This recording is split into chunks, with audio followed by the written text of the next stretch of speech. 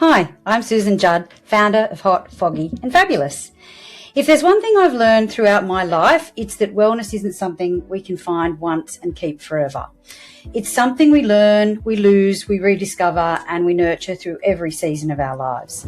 I've spent almost 20 years working in leadership, in workplace culture and emotional intelligence, helping people build healthier workplaces and better conversations.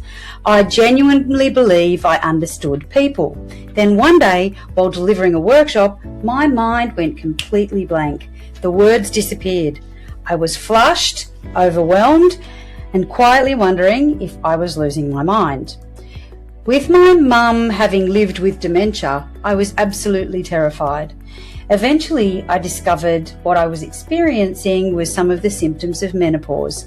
That moment didn't just change me, it completely changed the direction of my work. As I began learning more about perimenopause and menopause, I found myself looking back over almost 20 years of working with women and workplaces. I remembered women who had become quieter, who had lost their confidence, who had seemed overwhelmed, who'd been labelled by others as emotional or disengaged or irritable or underperforming. And I realised something that was incredibly humbling. None of us had the full picture. Not the women, not the workplaces, not even me. We didn't have the language, we didn't have the understanding or the practical skills to recognise what so many women were experiencing. I couldn't ignore that realisation, to be honest. So instead of assuming I had the answers, I started asking questions. That turned into me launching the Hot, Foggy and Fabulous research project because I really just wanted to know whether my own experiences were unique. What I found was that they weren't. Within weeks, hundreds of women had shared their stories. Again and again, I read the same words. I thought it was just me. I feel all alone. I feel overwhelmed. So one of the biggest lessons I learned during this time was that I'd spent much of my life believing resilience meant pushing through. Interestingly, my own research showed around 3/4 of women were doing exactly the same thing. That really stopped me in my tracks. Instead of pushing harder, I made one of the best decisions of my life. I sought support. Working with a women's therapist over a number of years changed the way I had understood myself. She taught me the power of reflection. She taught me real self-awareness and real self-compassion, and really learning again how to listen to my intuition instead of constantly overriding it. As someone with a background in emotional intelligence, I found myself combining those deeply personal lessons with everything I'd spent years teaching professionally. Together, they became the inspiration for the Midlife Reflection Journal. And it's not simply a journal.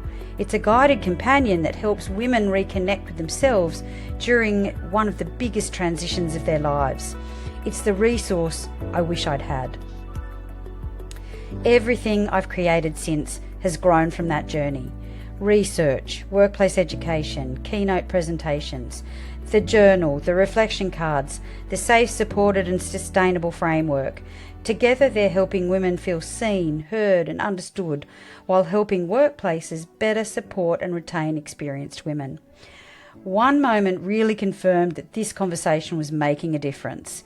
After receiving the Outstanding New Business Award in our local business awards, I stood in front of an auditorium full of 445 people and said, "Is anyone wondering what Hot, Foggy and Fabulous is all about?"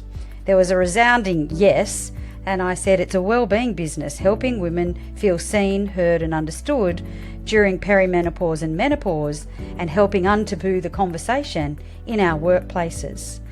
The applause that followed was actually really quite overwhelming. Not because I'd won an award, but because people understood why the work matters, and women in that auditorium felt seen, heard and understood. That moment reminded me that communities are ready for this conversation. So for me, wellness has never been about eliminating every challenge that life throws at us. It's about understanding ourselves with compassion, having the courage to ask for support, and creating workplaces where women don't have to hide what they're experiencing, helping people replace judgment with understanding of others. If receiving this award helps one more woman realise she is not alone, if it encourages one more workplace to start a conversation, or if it gives one more leader the confidence to better support the women in their team, then it will have achieved something far greater than recognition.